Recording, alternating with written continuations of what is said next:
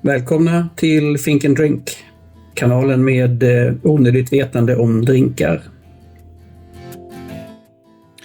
Drinken White Lady alltså. Jag vet inte vad det är, men det är något med namnet som får mig att tänka på skräckfilmer. Vilket är väldigt konstigt för att tätt efter musikaler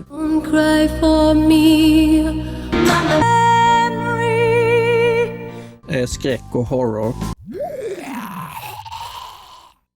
Det är filmer jag mest undviker.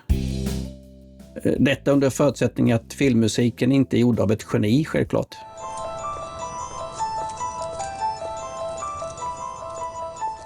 Kan det vara så att jag har sett Vita frun från 1962 i min ungdom? Eller är det bara så att vita damer är väldigt tacksamma att ha med i skräckfilmer? Något nästan lika hårresande är att försöka härleda drinkens ursprung. Namnet och drinken då kan kanske kopplas till en väldigt känd platinablond. Eller egentligen inte. Men innan jag dyker ner i detta vill jag börja med vad drinken är. Det är en gindrink bestående av gin, triple sec och citronjuice. Och i recept utanför IBAs officiella lista innehåller den också ibland äggvita. Byt ut ginen mot konjak och vi har en sidecar. Faktum är att man ibland ser att White Lady tillhör sidecar-familjen. Men jag tycker inte det är rätt. Och för att reda ut taxonomin här börjar vi vid roten. Och det är att White Lady är av typen Daisy. En Daisy består av bassprit, citrusjuice, likör och socker. Så en Bourbon Daisy är bourbon, Cointreau, citronjuice och sockerlag.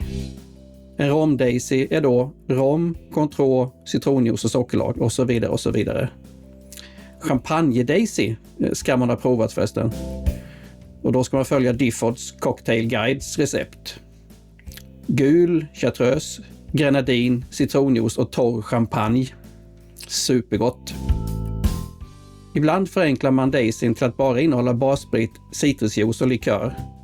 Och då får vi till exempel med konjak en sidecar och med tequila en margarita. Margarita förresten, det är det spanska ordet för tusensköna. Och tusensköna på engelska, ja det är Daisy. Ja, nu kunde jag ju gått direkt från Margarita till Daisy utan att passera svenskan. Men jag säger ju i början på varje avsnitt att det här handlar om onödig kunskap. Så för att runda av. White Lady är en Daisy vid sidan av sidecar. Är det något släktskap vi ska ta med oss från det här så är det att båda tillhör Daisy-familjen. En rätt platt taxonomi således. Och inte den röriga ontologi vi hade behövt ge oss i kast med om White Lady skulle tillhöra både sidecar-familjen och Daisy-familjen. Men tillbaka till drinkens ursprung. Här har vi en spelplan med många spelare. Jag tror det blir minst krångligt om jag tar det i kronologisk ordning. Vi börjar 1919 när en Harry McElhone, en skotte, presenterar en White Lady gjord på konjak, mintlikör och Cointreau. Alltså inte den White Lady vi är ute efter. Och knappast en vit drink heller med de ingredienserna. Han trummar ut detta recept i sin bok Harry's ABC of Mixing Cocktails från 1922. Och det upprepas ett år senare i Harry of Zero ABC of Mixing Cocktails. Zero i titeln är Londons Zero Club där Harry fann upp denna White Lady. Sent 1920-tal och Victor Cabrin presenterar vår drink på Londons Grosvenor House Hotel 1927 och en ny spelare på banan, det är allas vår Harry Craddock. Han med Savoy Cocktailbook ni vet. På The Savoy Hotel i London drack F. Scott Fitzgeralds platinablonda fru Zelda drinkar. Och Harry påstår att han döpte drinken efter henne. Och för att riktigt cementera faktumet att detta var hans favorit och signaturcocktail och inte Victor Cabrin, som man vid den här tiden börjar påstå, murade han in en shaker med en White Lady i väggen till The American Bar på The Savoy. Shakern har aldrig hittats. 2 år senare, 1929, ja då dyker Harry McElhone upp igen och påstår att han minsann skapade vår White Lady på hans egen Harrys New York Bar i Paris. Detta saknas det dock bevis för. trots att hans familj upprepar detta i moderna utgåvor av hans bok. Vi hoppar till 1930 och Harry Craddock inkluderar receptet i The Savoy Cocktail Book. Lägg märke till förhållandet mellan ingredienserna.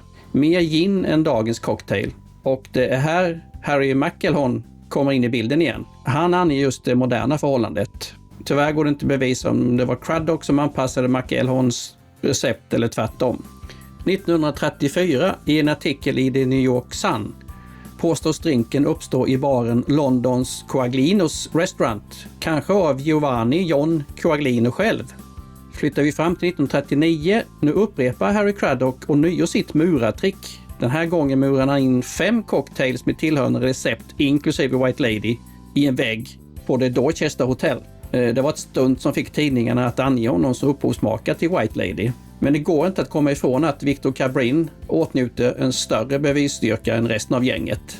Till exempel den här reklamen för Booths Dry Gin i The Illustrated London News från 1934.